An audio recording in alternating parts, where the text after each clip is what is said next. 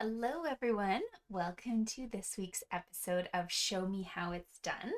This is our 50th episode, I can't believe it, and I'm so excited to start the Christmas season off with you guys today. So if you have not tuned in before, this is my weekly video. My name is Lauren Bonus with Lauren Scraplot, and you can shop online at laurenurbonus.stampinup.net if you are in Canada. Now, I don't know about you guys, but these chocolate caramel hazelnut treats are a staple in my house during the holidays. I grew up with them and I just can't remember a time where I wasn't sneaking open the little package, oh, if I can get it out, and grabbing one of these goodies. So what I wanted to show you today is the project that ties together some of the bundles I've been using lately and gives you a nice little treat wrapper for one of these boxes. So you'll have to watch out because there are different sizes out there, but you're looking for the 12-piece ones, the 100-gram ones. They're the most common. So in Walmart, Superstore, all of those, these are the sizes I usually see. And so I wanted to show you how to make a really cute sleeve for a set of chocolates. So the good thing about this is you can easily empty this out, eat all these chocolates, and then you can go back and rebuy a set when you're actually ready to give this away, because this little guy, it holds its shape, doesn't actually need the box to stay alive. So I want to show you how to make this little treat today, and I'm going to be featuring a few different bundles, mostly because I just finished holding a all-day retreat on Saturday that highlighted the Christmas to Remember bundle, Christmas season, and the Peaceful Cabin. So this was kind of a fun project that actually has elements from all three of the projects here. So I'm just going to briefly show you where things are from. So this paper in the background, that would be featuring from the Peaceful Cabin suite. I've used the Designer Series paper, and that is the Peaceful Place DSP up here. And for our little trees, we've also used some of these little guys here with the silver foil. So that's using the Peaceful Cabin dies. While I'm on the subject of the silver foil, this guy can be tricky to find now because we actually don't have packages just of silver foil anymore.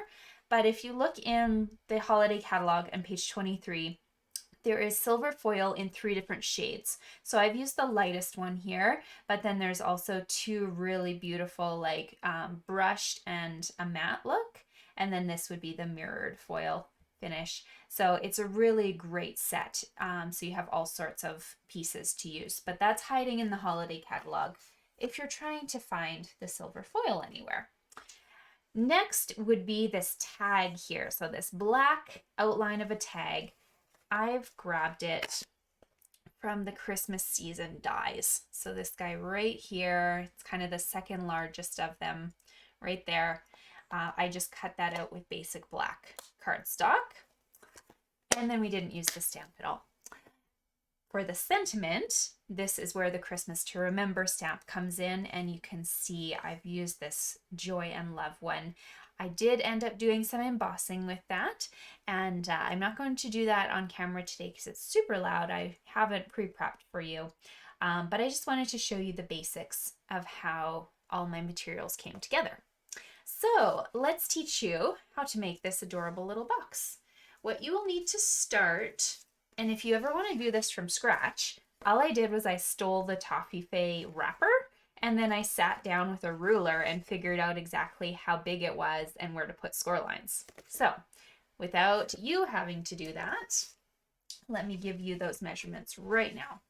So I have used a piece of basic gray cardstock. You could use Smoky Slate or gray granite if you're trying to keep in this theme, but this one is basic gray. It's nice and dark.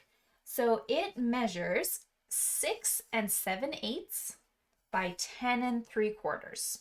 I will put all those measurements in the comments on the YouTube video here, so don't worry about writing them down if you're just watching this for the first time. So we need to do 4 score marks. The first one is going at 5/8, 1 1/2, 5 3/4, and 6 5/8. Okay, so those are going to be 4 lines that you need to put in there. 5/8, 1 1/2, 5 3/4, 6 5/8. And then you'll want to grab your bone folder, or if you have a really sharp nail, make nice crisp lines on all 4 of those so that you're kind of putting them all together, making a box like so. On this last one, I like to kind of work it up first and then bend it over, just because it is a little bit more delicate. There we go.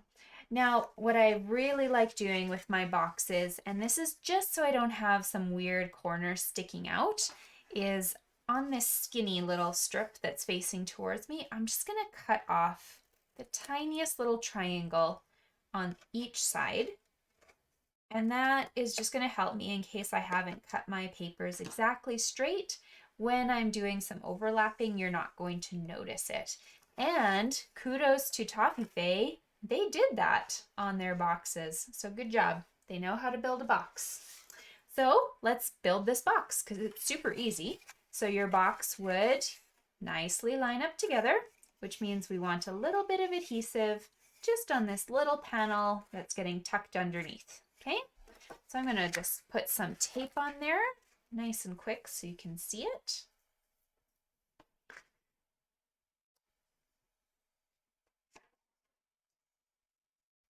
Get that off. And there we go. The nice thing is, so if you're a little unsure about building a box, if you just kind of lay this piece down like so, if you lay this one now down on top of it, even if there's a little gap, your box will be squared off for you. So that's a little trick. Instead of trying to line everything up, just fold that one edge over and add the other side to it, and that will give you a nice squared away box. So whatever side you've done your little work on, you want that to be the back. Okay, we don't want people to see it. So this is going to be the front of my box, and I'm going to do a little bit of decorating on here. So what I can start with is my piece of basic black cardstock, and I liked that just for a little bit of a frame. So I've cut this guy at 4 inches by 6.5, and I'm going to pop him up on dimensionals because I love how that looks.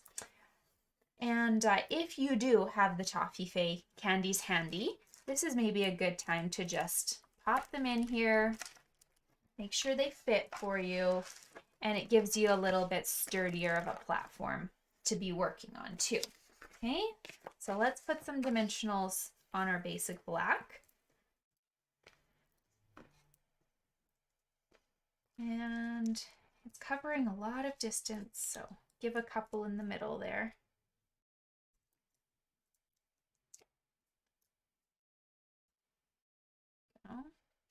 And this is going just right in the middle of my box. You will notice you have more space on the left and right than you do on the top and bottom. And I did that on purpose because when I'm cutting designer series paper, I want to make sure to get as much out of my pack as possible. So my designer paper was cut 6 inches long.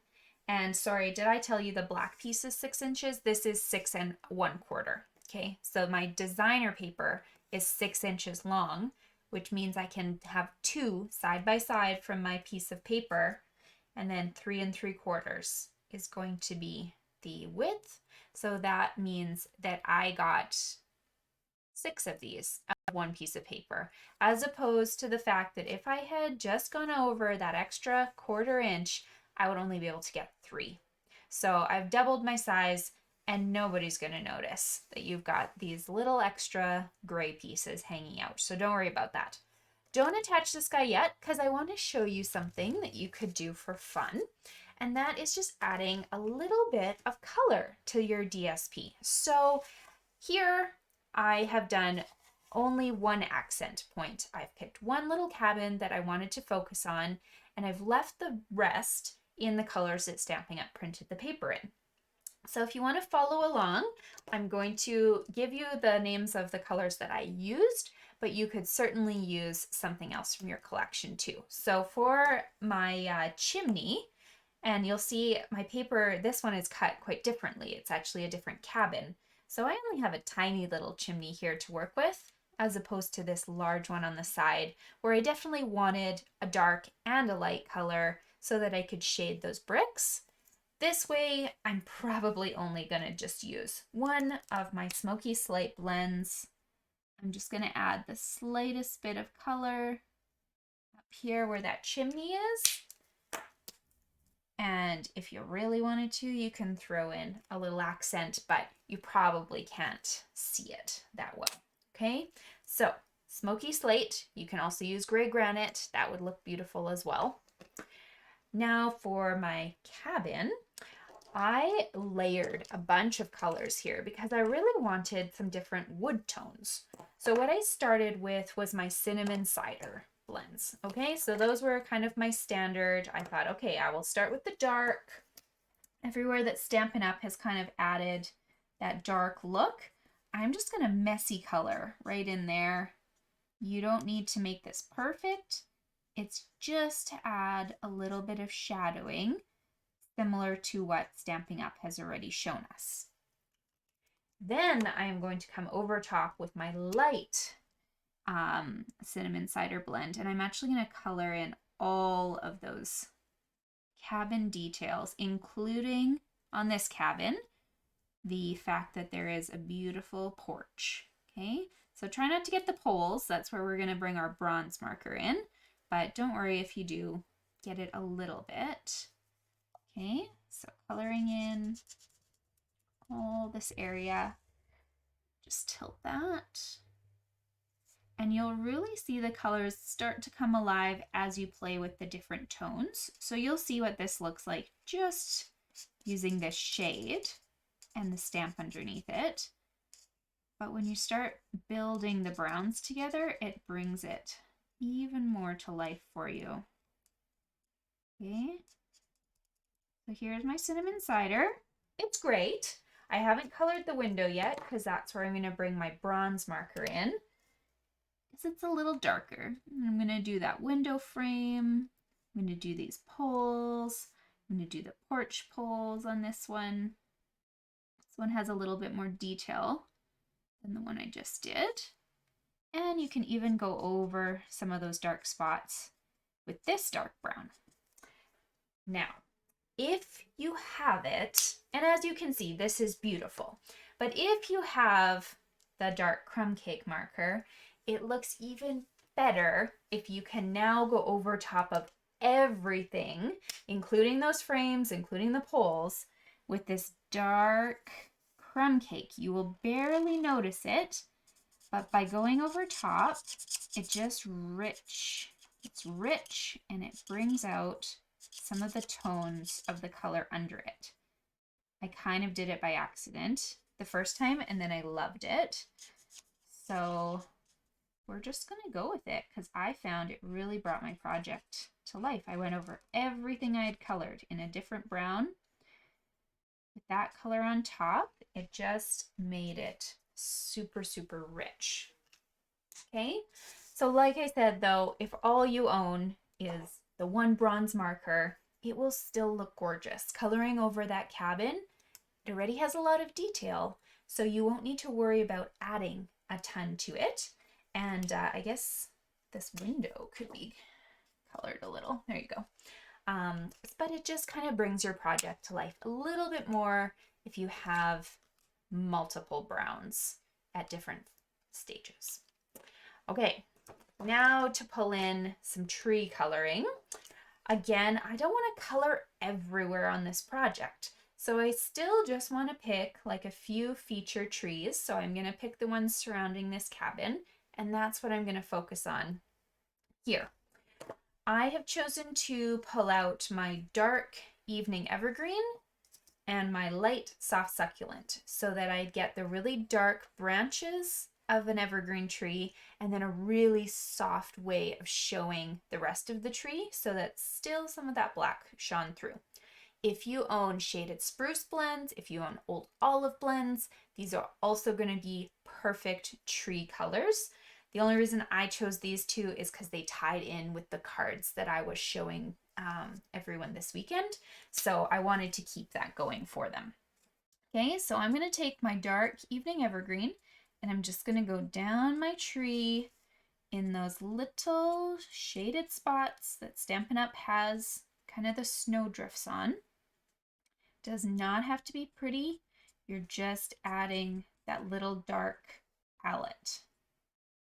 Okay, so just go back and forth, kind of how a tree would be, all up and down.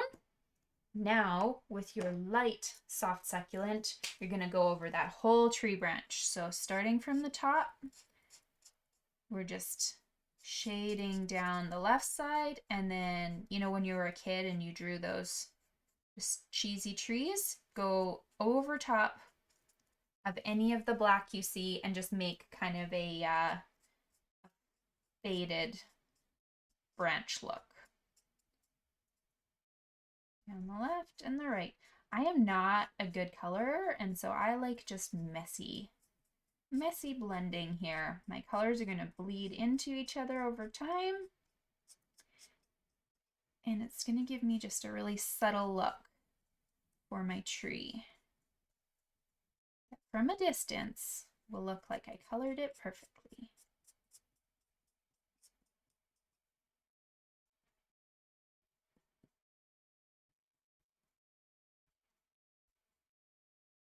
Okay, so here's my cute little trees. Now, here's one marker that I often forget to use. This is my stamping chalk marker. What I decided to do was just add a few dots of snow to my tree. It kind of makes the branches come alive a little bit. If you don't own this marker, that is okay. You can certainly just leave your trees without it, but it makes it really wintry. The other thing you can do with this chalk marker now is go over the snow on the one cabin that you're featuring. You won't really be able to see this on my picture, but up close, it makes your white on the cabin look different than the white surrounding it. So it will help this singular cabin that you've picked out actually look a little different. And I did go across the bottom, just kind of on this little snowdrift. So it's very, very subtle, but if you're right up close to it, it does help this white on this cabin pop out. Okay, so we have this beautifully colored. Let's go ahead and attach it to our box. I'm just using some sort of flat adhesive with this. Your blends do color through sometimes, so maybe color on a scrap.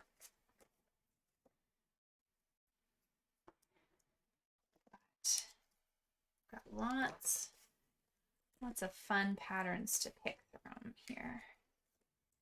There's also a paper with just trees on it. So if you don't want cabin look, you can also just have like woodland trees and pick one block of them to color. That would be nice. Here we go. There's my little focal cabin. So I'm going to take my sentiment that I already have ready to go. So I mentioned I embossed this with silver embossing powder on that little label. I'm going to pop him up on dimensionals.